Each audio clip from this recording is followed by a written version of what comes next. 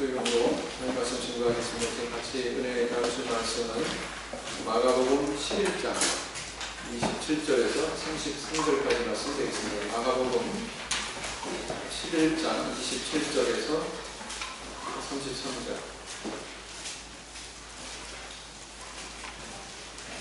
11장 27절로 33절까지 말씀 드리겠습니다.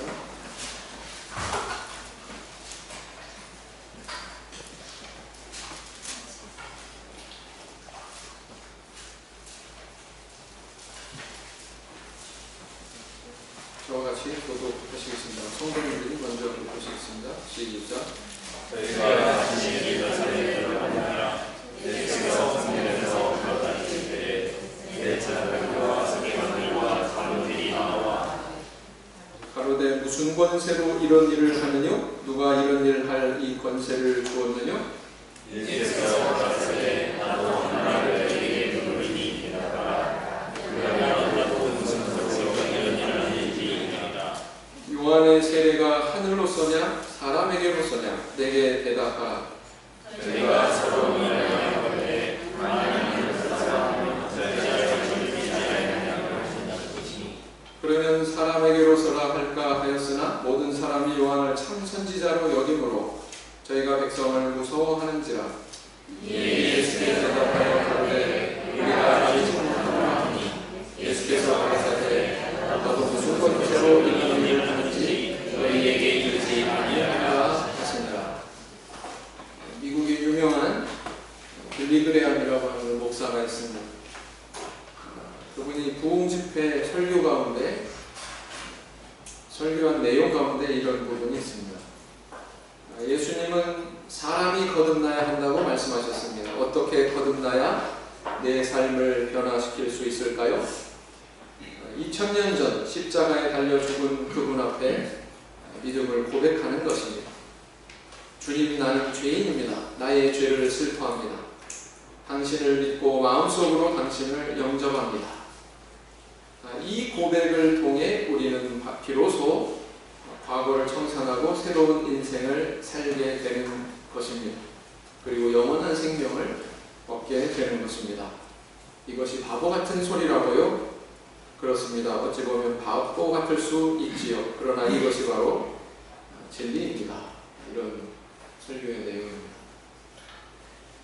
이것이 보편적인 프로테스탄트, 바로 개신교의 신앙의 실체다, 이렇게 볼 수가 있죠. 오늘날 절대 다수의 이 개신교회는 바로 이 빌리그레암 목사의 설교 내용의 테두리에서 크게 벗어나지 않습니다. 개신교는 바로 이런 신앙을 가지고 있는데 이런 신앙의 기원이 어디로부터 비롯되었을까요? 그것은 바로 개신교가 시작한 그 탄생부터 이런 신앙의 실체가 있었다, 이렇게 이야기할 수가 있습니다.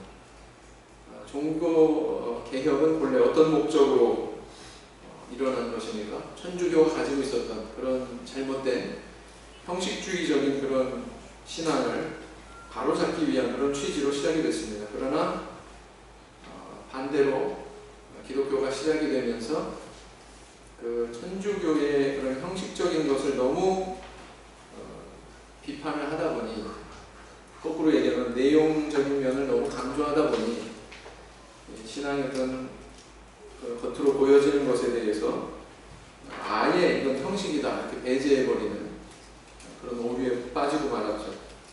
그래서 그 결과 세례라고 하는 아주 중요한 성례가 하나의 형식으로만 여겨지게 되는 그런 결과를 가져왔습니다. 그래서 세례는 아무런 신비한 효력이 없는 하나의 상징에 불과하다, 이렇게 믿게 되었고요.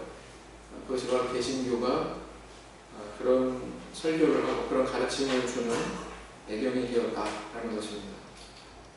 그래서 이 세례의 죄사함의 효력이 있다는 것을 개신교에서는 절대로 인정하지 않습니다. 심지어는 침례를 행하는 교단을 뭐라고 그래요? 침례교단이라고, 침례교라고 그러죠. 근데 이 침례교단에서조차도 이 세례 안에 죄사함의 권세가 있다라고 하는 것을 결코 믿지 않습니다. 디도서 1장 16절을 보시겠습니다.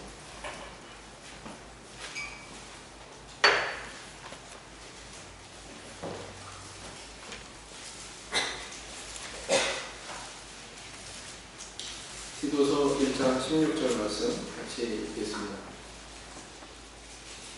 디도서 1장 16절 말씀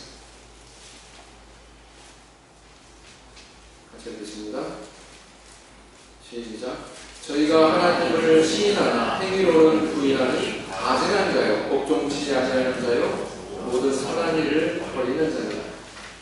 디도서에서 바울 사도는 아주 모순된 신앙에 대해서 이렇게 언급하고 있는데, 그것은 시인하지만, 입으로는 시인하지만 행위로는 부인하는 이런 모순된 상황이 있을 수 있다 라는 것을 우리에게 가르쳐주고 있죠. 그래서 이 세례는 시행하면서 하나의 상징에 불과하고 거기에 아무런 어떤 영적인 효력이 없다고 하는 그런 생각을 가지고 있는 이 신앙이 바로 이와 같은 부류의 신앙이다, 이렇게 볼 수가 있습니다. 역사 속에서 어떻게 이 세례에 대한 개념이 형성이 되었든, 또 어떤 사건을 통해서 어떤 전통이 형성이 되었든지 이건 중요한 게 아니다.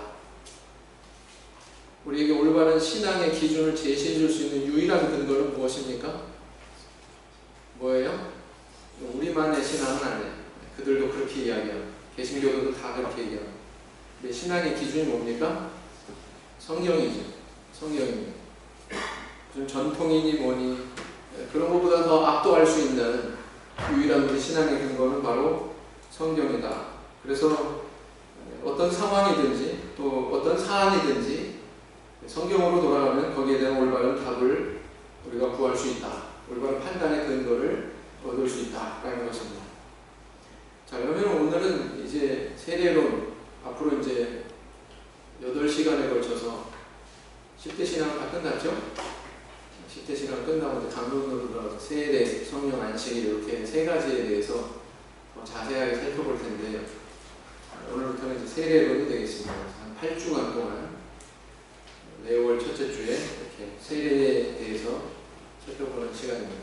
그래서 오늘은 첫 번째 시간으로 세례의 기원에 대해서, 그리고 또 그 기원이 의미하는 바에 대해서 함께 살펴보고, 우리가 그 진리를 확신할 뿐만 아니라 다른 사람들이 전할 수 있는 그런 능력을 기르는 은혜를 나누고자 합니다. 자, 오늘 본문에 보시면 예수님께서 성전에 오가실 때 대제사장과 서기관과 장로들이 그분께 다가 묻습니다. 뭐라고 물었어요? 내가 무슨 권세로 이런 일을 하느냐? 백성들에게 이렇게 가르치는 행위를 하고 있는 예수님에 대해서 그들은 아마 시기심을 느꼈던 것 같아요. 자기들만이 어찌 보면 그런 권세가 있고 그런 권한이 있다, 이렇게 생각했던 것 같습니다. 아주 공격적인 질문을 하죠. 이거 무슨 권세로 이런 일을 하느냐? 그랬더니 여기에 대해서 예수님께서 이렇게 반박하십니다. 나도 한 말을 너희에게 묻겠다. 요한의 세례가 하늘로서냐 사람에게로서냐, 이렇게 말씀하셨습니다. 이런 급작스러운 예수님의 반격에 대해서 바리새인과 대제사장과 서기관들은 아주 곤란한 상황에 처하게 되죠. 왜냐하면 만약에 하늘로서다 이렇게 대답을 한다면 그들이 모순된 상황은 뭐예요? 요한의 세례가 하늘로서라고 인정한다면 그들은 세례 받았습니까? 받았습니까? 안 받았단 말이죠.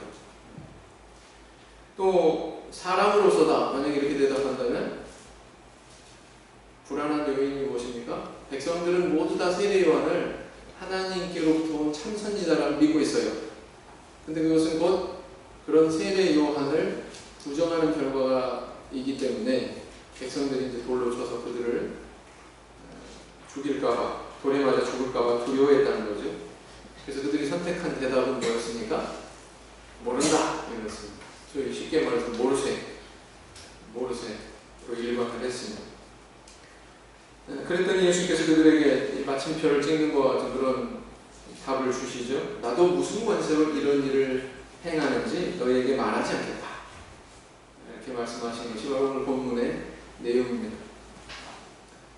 이런 그 대화의 내용을 보면 때로는 핵심을 찌르는 하나의 질문이 문제를 해결하고 모든 것을 또 다 말해주는 그런 경우가 있습니다. 예수님의 이 질문이 바로 그런 질문이다, 이렇게 볼 수가 있죠. 만약에 예수님이 오늘 성도들에게 요한의 세례의 기원에 대해서 질문한다면 성도님 어떻게 대답하시겠어요? 하늘로서냐 사람에게로서냐? 이렇게 질문한다면 당연히 하늘로서다 이렇게 대답하시겠죠. 예, 우리는 그 세례의 권세를 믿기 때문에, 죄사함 권세를 믿기 때문에 그렇게 당연히 대답할 것입니다. 그것이 또 정답이기도 하고요. 그러나 다른 많은 믿지 않는 자들에게 이 질문을 던진다면, 특별히 프로테스탄트 대다수의 개신교도들한테 이 질문을 던진다면 어떻게 대답할까요? 궁금하시죠? 궁금하시면 실제로 실행을 해보세요.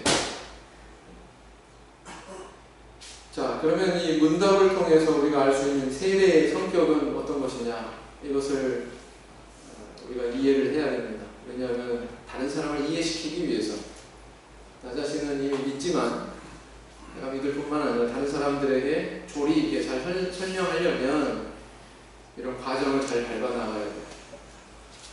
그래서 이 세례의 성격은 어떤 것이냐, 첫째는 뭐냐면 하나님의 뜻을 받아들이느냐 거부하느냐의 분기점이 뭐가 되냐면 세례가 된다는 것을 의미하고 있습니다. 마태복음 11장 13절에서 14절을 보시면,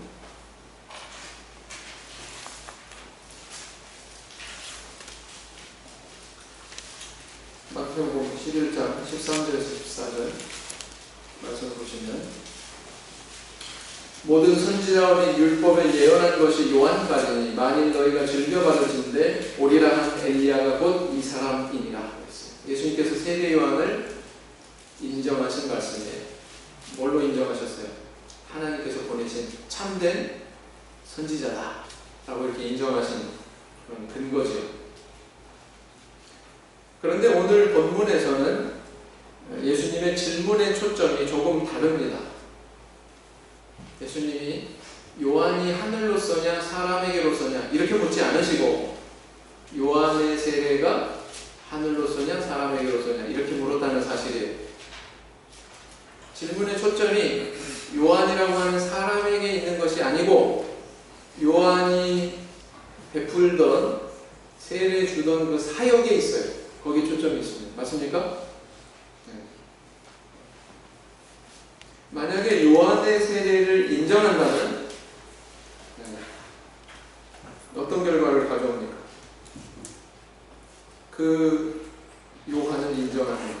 만약에 요한의 세례를 인정하지 않는다면 그 인물도 인정하지 않는다는 의미입니다. 만약에 요한의 세례는 인정한다고 하면서 요한은 인정한다고 하면서 요한은 인정하지 않고, 요한의 세례는 인정하지 않는다고 하면서 요한은 인정한다면 그것은 모순이죠. 이 두 가지를 결부되어 있습니다. 요한을 인정한다면 반드시 요한의 세례도 인정하는 것이고요, 요한의 세례를 인정한다면 그것은 요한이라는 인물도 인정하는 것입니다. 맞습니까? 근데 오늘 이 본문에는 질문의 초점이 뭐냐면 요한의 세례가 하늘에서부터 왔냐 사람으로부터 왔냐 이렇게 묻고 있다는 사실입니다. 그래서 이 사역에 초점을 맞추고 있어요. 그래서 그 요한이 하나님이 보내신 선지자이기 때문에 그의 세례 주는 사역도 하나님으로부터 기원했다. 맞아요? 틀려요? 맞습니까? 틀립니까? 이것이 굉장히 중요한 첫 번째 사실입니다. 요한의 세례가 하늘로서 기원했다는 것을 보다 더 확실하게 우리에게 증거해주는 사건이 있죠. 그것은 바로 예수님의 수세 사건입니다. 요단강에서 세례 요한에게 예수님이 세례 받으셨어요. 마태복음 3장을 보시겠습니다.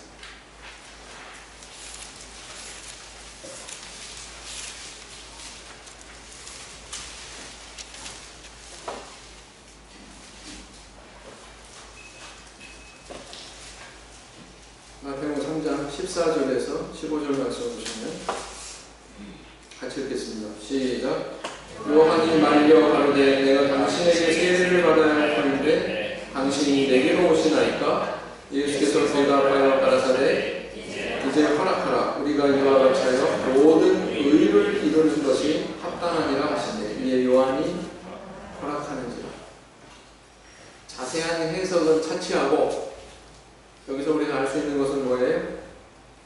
세례 요한의 말처럼 개인의 어떤 인물로 따지자면 세례 요한이 있고 예수님이 있는데 누가 더 높아요? 누가 더 우월하신 분입니까? 세례 요한의 말처럼 예수님이 더 우월한 분이에요. 그래서 당연히 세례 요한이 예수님께 세례받는 것이 옳겠죠. 그러나 예수님께서는 세례 요한에게 세례를 받으셨습니다. 왜 예수님은 요한에게 세례를 받으려고 하셨고 요한은 또 그것을 허락했을까요? 그것은 이 세례가 하나님이 세우셨고 하늘로부터 온 것임을 뚜렷하게 인정하는 행동이다 라는 것입니다. 맞습니까? 요한의 세례를 받는 것은 곧 요한을 선지자로 인정하는 것이고, 요한을 선지자로 인정하는 것은 그를 보내신 하나님을 인정하는 것입니다.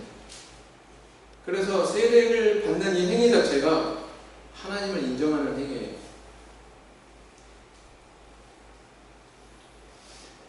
그래서 세례 요한의 이 세례를 받아들이느냐 거부하느냐는 바로 하나님을 인정하고 받아들이느냐 아니면 거부하느냐와 결부된다는 것입니다. 누가는 세례에 이런 성격이 있다는 것을 이렇게 다시 또 언급을 해서 누가복음 7장 29절에서 30절.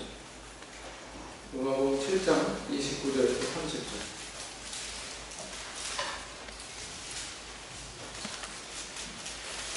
누가복음 7장 29절에서 30절 말씀 보시겠습니다.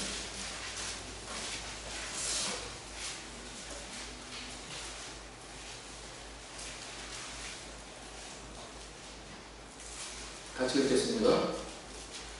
시작. 모든 백성과 세리들은 이미 요한의 세례를 받은지라 이 말씀을 듣고 하나님을 의롭다 하되 오직 바리새인과 율법사들은 그 세례를 받지 아니한지라 스스로 하나님의 뜻을 저버립니다. 자, 세례를 받지 않은 것에 대해서 누가는 평가를 하고 있는데 세례를 받지 않았기 때문에 하나님의 뜻을 어떻게 한 거라고요? 저버린 것이라고요. 하나님의 뜻을 수용한 건 어떤 상황에서 벌어진다는 것입니까? 세례를 받은 상황이 바로 하나님의 뜻을 수용한 것이다. 이렇게 이야기하고 있습니다. 마가복음 16장 16절에 유사한 내용이 나옵니다. 마가복음 16장 16절.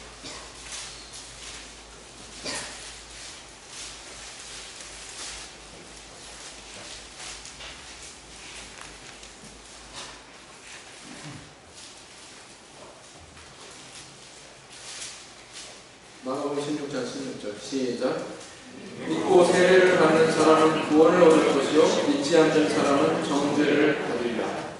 여러분 누가복음 24장에 있는 7장에 있는 말씀하고 마가복음 16장에 방금 찾으신 이 말씀하고 공통점이 뭐예요? 공통점이 무엇입니까? 둘로 나누고 있어요. 분기점을 이루고 있습니다. 하나님의 뜻을 받아들이는 자들, 하나님의 뜻을 거부하는 자들, 구원을 받는 자들, 또 정죄를 받는 자들, 이렇게 갈라지죠. 둘로 분할되고 있죠. 근데 거기에 뭐가 언급이 되고 있습니까? 세례가 언급이 되고 있습니다.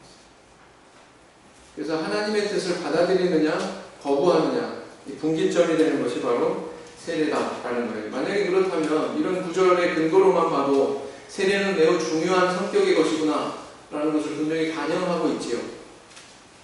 결코 소홀히 할 수 없다, 상징 정도로만 생각할 수 없다 라는 것을 분명히 반영하고 있죠. 그렇습니다. 이것이 성경의 가르침입니다. 신약시대 사도들의 믿음의 실체입니다. 근데 오늘날 어떻습니까? 오늘 대부분의 개신교가 세례에 대해서 범하는 오류의 배경에는 세례에 대한 기원에 대해서 오해하는 것도 한몫하고 있어요. 세례의 기원이 하나님이 아니라 별다른 다른 것에서 유래했다 이렇게 믿고 있습니다. 그 중에 하나가 뭐냐면은 세례를 유대인이 행했던 정결례에서 유래했다 이렇게 다른 대답을 가지고 있어요. 정결례에서 유래했다 이렇게 생각합니다. 유대인들 종교 시간 가운데 모세 율법에 의거해서 정결례라고 하는 그런 예식이 있죠. 음식 먹기 전에 뭐 손을 씻는다든가 심지어는 그릇을 씻는다든가 하는 그런 행위가 있으며 그게 전통적으로 행하고 있습니다. 그래서 가나의 혼인잔치에 보면은 결례를 행하는 항아리에 대해서 언급하고 있습니다. 그 안에 담긴 물, 사실 식수가 아니에요.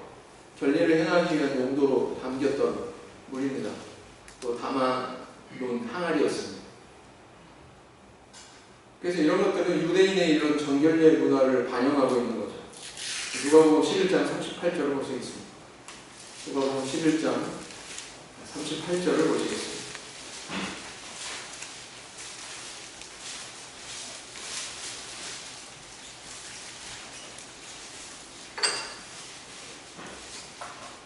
누가복음 11장 38절을 보시겠습니다.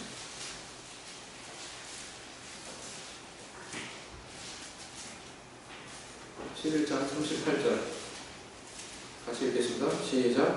잡수시기 전에 손 씻지 아니하심을 이 바리새인이 보고 이상히 여기는지라.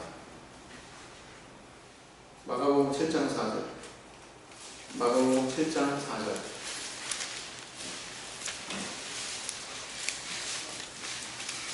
마가복음 7장 4절.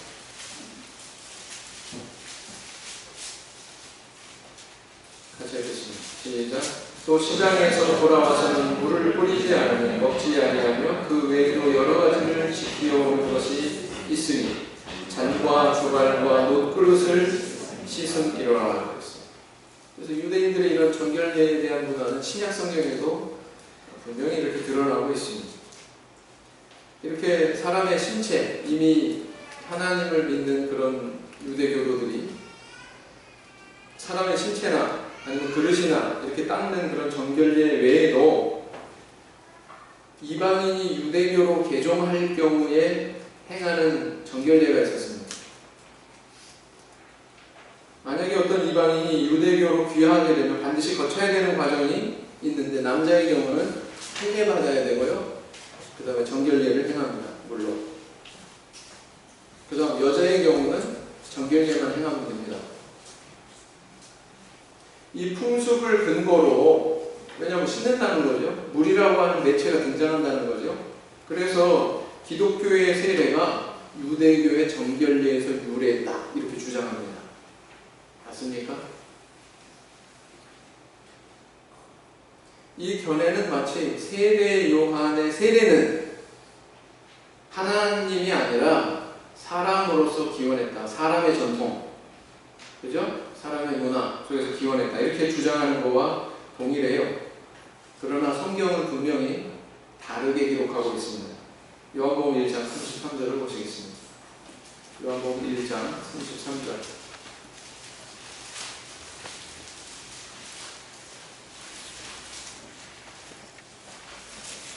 요한복음 1장 33절. 거기 보시면 같이 읽겠습니다. 시작. 나도 그를 알지 못하였으나 나를 보내어 물로 세례를 주라 하신 그이가. 자, 여기까지요. 나를 보내어. 나가 누구예요? 요한이죠? 자, 보내요. 그랬는데 보내신 분이 누구예요? 보낼 뿐만 아니라 물로 세례를 주라 하신 그이가 누굽니까? 하나님이죠. 세례 요한한테 야, 너 가가지고 물로 백성들한테 세례를 줘라 이렇게 명령하신 분이 누구라는 얘기입니까? 하나님이라는 얘기죠. 자, 묻겠습니다. 세례가 정결례에서 유래했습니까? 아니면 다른 곳에서 유래했습니까? 다른 곳에서 유래했죠. 다른 곳 어디에서 유래했어요? 하나님으로부터 유래했죠. 하나님의 명령에 의해서 세례 요한이 처음 시작한 것이 바로 뭐다? 세례다. 라는 것입니다.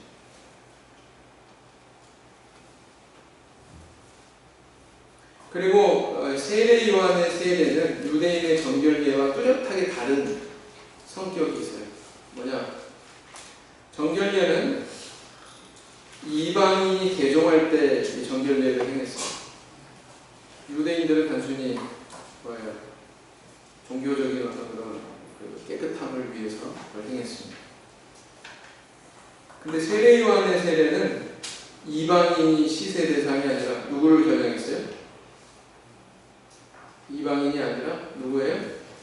나중에 물론 이방인한테 줍니다. 그러나 1차적으로 세례받은 대상이 누구였습니까? 유대인이었습니다. 유대인. 자, 이건 뭘 의미할까요? 세례 요한이 유대인들 앞에서 호통쳤죠? 아브라함의 자손이라고 자부하지 말고 능히 돌들로도 아브라함의 자손이 되게 하실 것이다. 하나님께서 자부하지 말고 회개해라. 하나님 앞에 회개해라. 그러면서 베푼 게 뭐예요? 세례.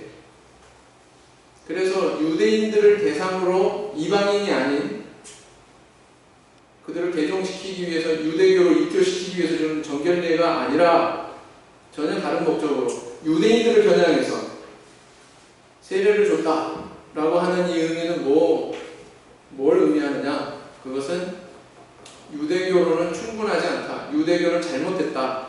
유대교 이외에 다른 종교가 필요하다라는 것을 선포한 것입니다. 세례가. 아시겠어요?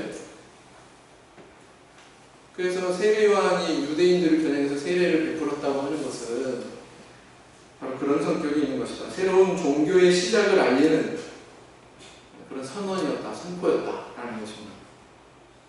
그런데 정결례하고 이게 같다고요? 세례가 정결례로부터 유래했다고요? 천만의 말씀이다라는 것입니다. 그래서 기독교의 시작부터가 뭐부터 시작된 거예요? 그렇다면 세례부터 시작된 거예요. 근데 참 아이러니한 것은 오늘날 세례에 대해서 가장 잘못된 생각을 가지고 있죠. 개신교가. 이게 얼마나 아이러니합니까? 두 번째, 이 대화의 성격은 뭐냐? 죄사함의 권세가 위임된 실체가 세례다라는 것을 의미하고 있습니다. 마가복음 2장 7절로 가서 살펴보시면 마가복음 2장 7절을 보시면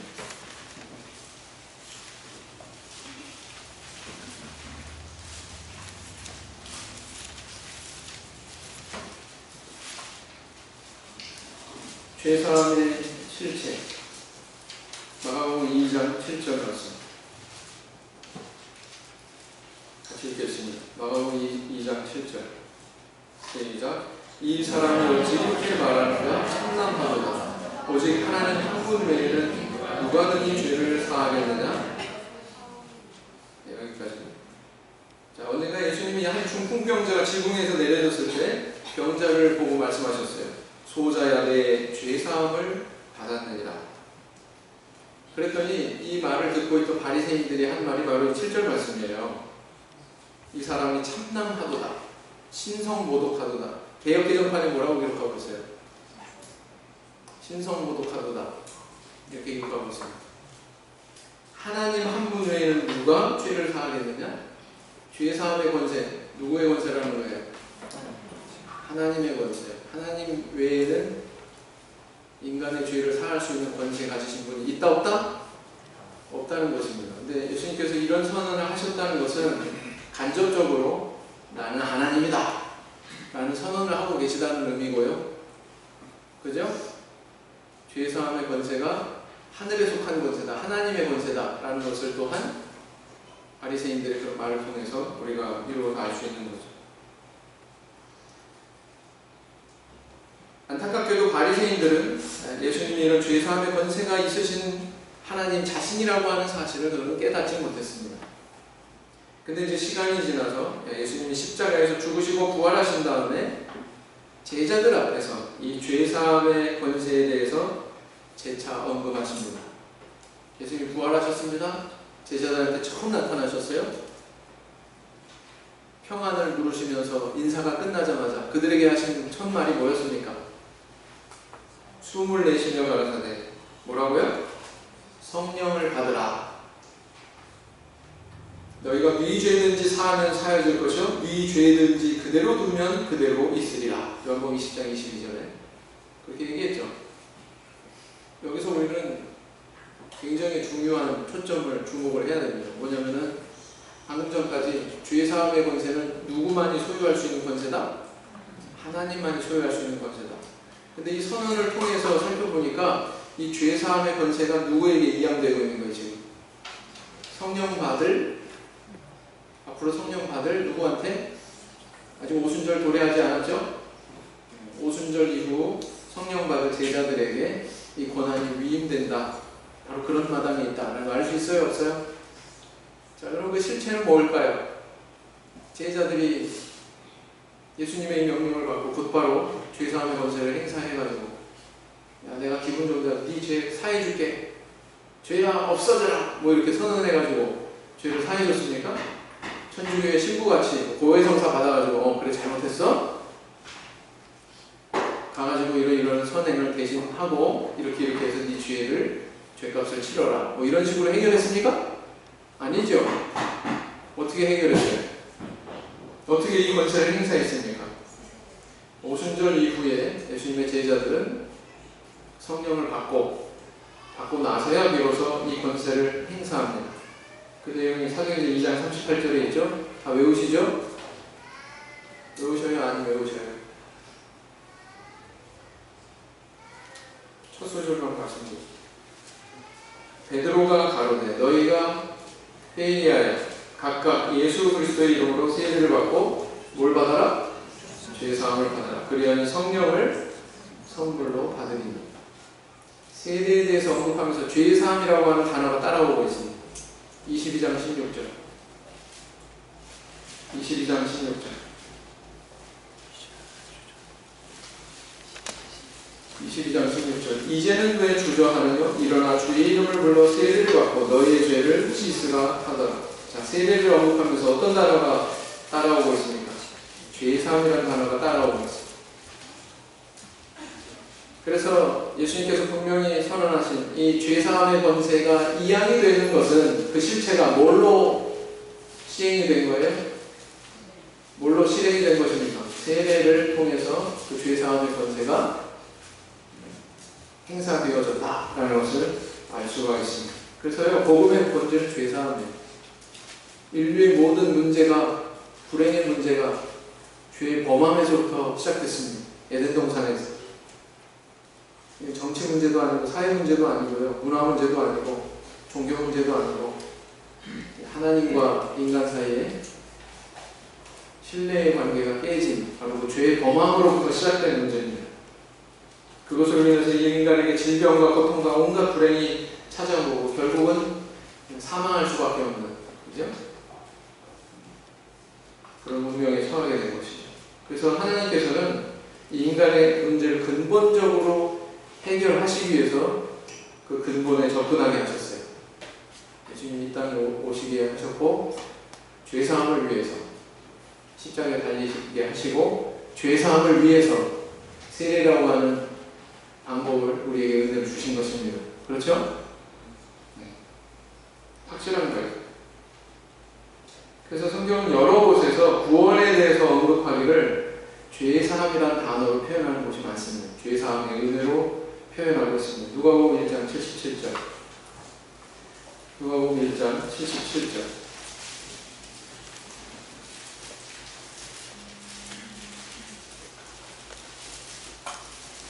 누가복음 1장 77절.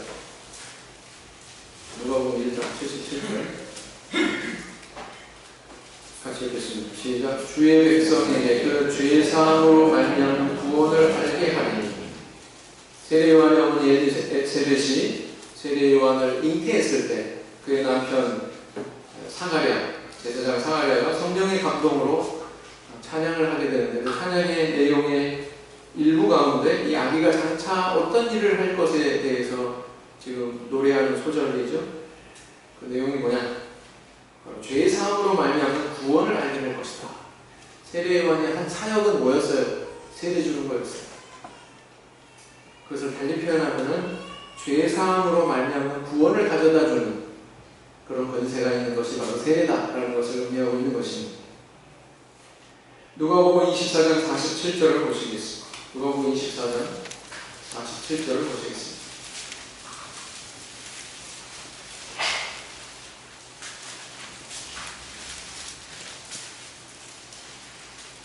누가복음 24장 47절 다시 읽겠습니다. 시작.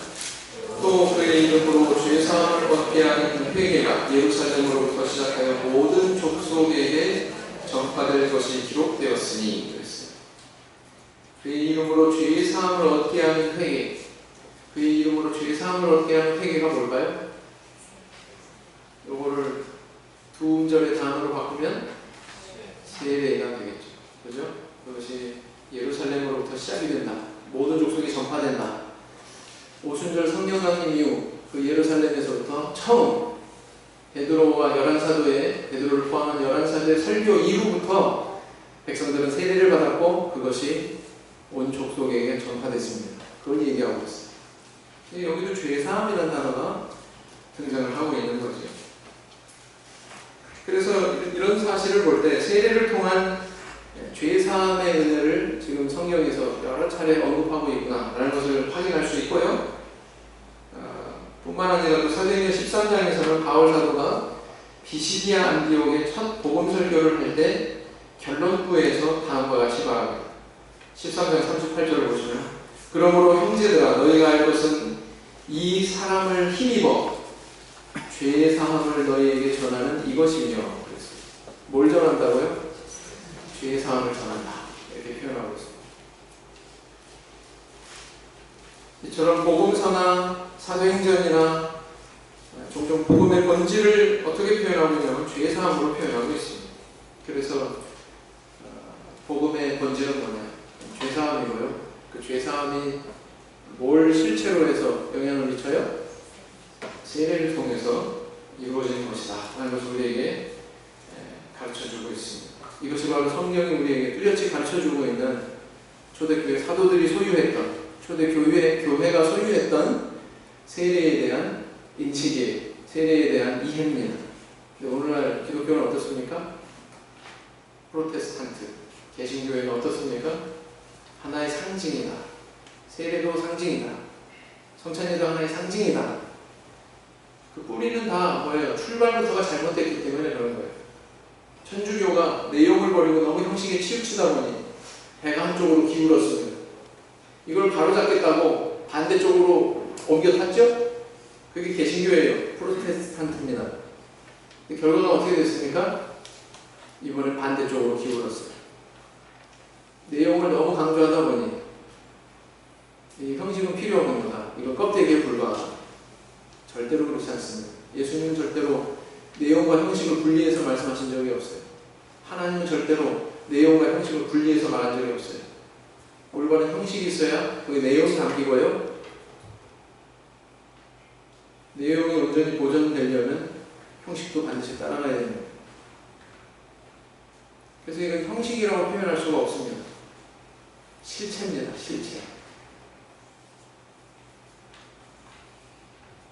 그래서 이 세례를 베풀면서 그것을 일컬어서 하나의 상징이다 이렇게 표현하는 그들 자신의 모순을 절대로 벗어날 수 없습니다. 오늘 우리는 어떻습니까? 우리 신앙에 대해서 우리 성도님 먼저 자부심을 가지시기 바랍니다. 이것이 정말 옳은 것입니다. 성경을 근거로 성경에 대한 이해를 통해서 그 자부심을 반드시 가지셔야 돼요. 그거 갖지 않으시면 전할 수 있어요, 없어요? 우리 교회보다 훨씬 큰 교회, 우리 교회 목사님보다 훨씬 많이 배운 목회자 앞에 전할 수 있어요, 없어요? 그 자부심이 없다면 전할 수 없어요. 그럼 그 자부심이 있다면, 확신이 있다면 전할 수 있습니다. 자신 있게. 어려운 게 아니에요. 우리 예수님이 보여주신 모범을 쫓아가면 됩니다. 누군가 시비 걸어오면 한 가지 묻겠습니다. 세례에 대해서 얘기하다가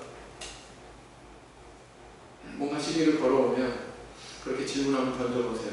요한의 세례가 하늘로서 왔습니까? 사람으로부터 왔습니까? 올바른 것을 전하는 아주 중요한 실마리가 될 거예요. 그렇죠? 우리 김정욱 자매님 전도되시기 전에 제가 인천에서 심호할 때 전도가 된 한 자매가 있었습니다. 그 자매에게 첫 번째로 제가 던졌던 질문이 세례에 대해서 가르치면서 첫 번째로 던진 질문이 세례 요한의 세례가 하늘로부터 왔다고 믿습니까? 사람으로부터 왔다고 믿습니까? 성도님 어떻게 대답하고 계세요? 하늘로부터다. 네. 여기서부터 이 질문부터 시작하시면 아마 우리 성도님들도 대화의 핵심으로 인도할 수 있지 않을까 그렇게 생각을 합니다. 그래서 내 자신이 이 신앙에 대해서, 다시 말하면 세례의 기원에 대해서 뚜렷하게 이해하고 그것을 확신할 뿐만 아니라 다른 불신자들에게 또 잘못 믿고 있는 개신교도들에게 잘 전할 수 있는 역량과 능력을 구비하시는 우리 성도님들 되시기를 예수님 이름으로 기원드립니다.